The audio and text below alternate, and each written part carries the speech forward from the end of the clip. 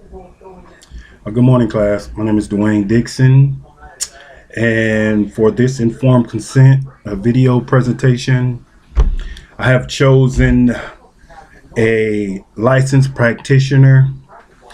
Her name will remain anonymous, but I just pulled it off of a website, and I kind of matched up her form consent form with what I was reading in the ACA Code of Ethics.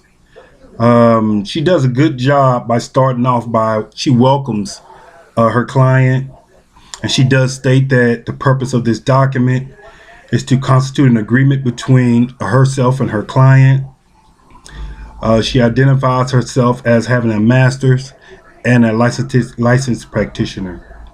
She states that the purpose of this document is to define boundaries and clarify the nature of their counseling relationship. She gives a pretty good description of what like psychotherapy is. She says it is the process where mental health distress and disorders are assessed, prevented, evaluated, and treated. And she goes on and says that there is a variety of techniques that can be utilized to deal with these sorts of problems.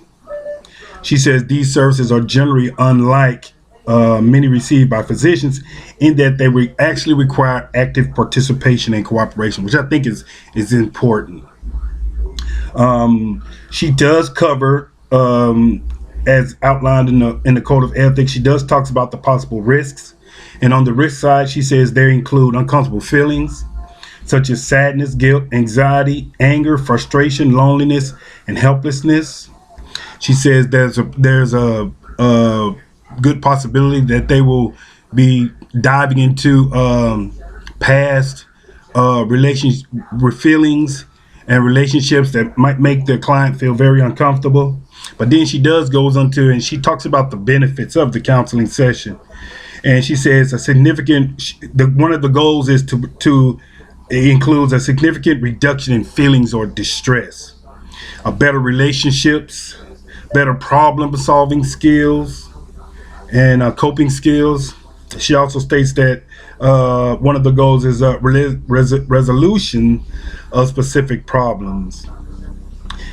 She also does state she kind of gives a disclaimer because she says it's difficult to predict what exactly will happen, but she does say that I will do my best to make sure you'll be able to handle the risk and experiences. And then at the end of that, the nature of the counseling service, she does states that she gives no guarantees can be made of regarding any outcomes. Then she goes right into the document. She goes into a fee assessment. She said that there's a fee. She does clarify the cost of the assessment, and for her it was $125. And then she does talks about the individual counseling sessions. She says there will be 50-minute sessions, and each session will be $125 US dollars, all in US dollars. She does talk about some unusual circumstances, and and she was like, in case of a third-party lawsuit or third-party litigation, she outlines some things. She states that the client is still expected to pay even if she's court ordered to appear in court. She's still obligated to pay for those sessions. She also states that circumstances of unusual financial hardship, that she would be willing to negotiate a fee adjustment or installment plans. But she also states that the session has to be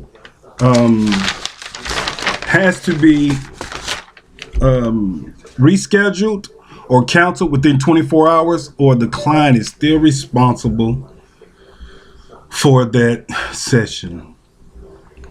Then she goes on. Also, she's still dealing with the third-party litigation. She goes into some kind of insurance information, and she lets the client know that they need to be aware that most insurance agreement that you have to authorize her to release clinical diagnostics and sometimes additional clinic information as far as treatment plans or summaries. She says, or in some cases, a record of the entire record. I assume she doesn't go into voluntary counseling or involuntary counseling, but I think that was added in there because, say, if you were court ordered, then she's letting the client know that the court will get a record of the counseling, whether it's for parole or probation, lawyer, drug treatment, whatever that is. As in case of insurance companies, she says that this information will become part of the insurance company's files, and in likelihood it would be computerized. She says that it's best to discuss all this information about your insurance coverage with her and the benefits, so they can come up with a plan to take full advantage of the benefits. She does say that, but she also states that the client has a right to pay the counseling services herself. She doesn't really go into and talks about insurance, that the insurance will reimburse, in instances where they pay ahead and insurance. She doesn't really discuss that. Then she goes into confidentiality. In general, she says the law protects confidentiality of all communications between a client and a therapist. She said, I can release information other about the therapist only with written permission. So she talks about all the different cases where it may be a breach, danger, sexual abuse, court order release, client between the age of 18, or elderly abuse or neglect. What I noticed, which she didn't have in the document on the ACA Code of Ethics, was she didn't give her qualifications or experience history. She didn't talk about the continuation of services in case of an emergency. She didn't talk about the possibility of tests and homework. Two things that fall under HIPAA, which is the Health Insurance Portable Accountability Act, was confidential of records and how the records will be kept or destroyed. She also does not talk about fails to notify client of their rights to the counseling record. I mean, other than that, I'm pretty sure that there were some things that she would discuss during her counseling, but just from this, short,